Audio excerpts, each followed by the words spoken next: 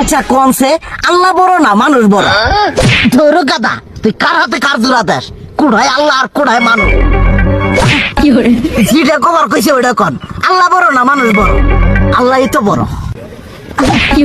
আল্লাহ বড়, তাহলে আল্লাহর কথা না হই না মানুষের কথা শুনেন কে? তুই কি কইতাছস? কি আর আল্লাহর কথা মানে না মানুষের কথা মানে? হ্যাঁ, কি আর মানুষের কথা শুনেন তাই না? আমনে যে ওইদিনকে ডায়াবেটিসের রোগ নিয়ে যে হাসপাতালে গেলেন, ডাক্তার আপনার কত কিছু খাবার না করলো, সব কিছু না খাই এখন চলতেছেন। তাহলে আল্লাহ যে আপনারে কইছে যে হারাম খাবার না, সুদ খাবার না, কই আপনি তো কাম কাজ বাদ দিয়ে এলাকার মধ্যে টাকা পয়সা না গায়ে খালি ওইলে দিয়েই খান। নিজেরা টিয়াও হালাল ভাবে কামাই করেন না, ওই সুদ তো না কয়টা টিয়া করে লাভ আহে ওইলে দিয়ে দিয়ে চলেন আর পেটা বড় বানাইছেন। শুনেন একটা কথা কই, হারামের কোনোদিন আরাম নাই।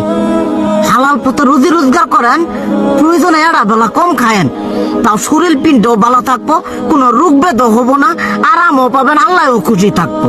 তুই আমার এইভাবে বুঝাবি আগে কইলি না কে?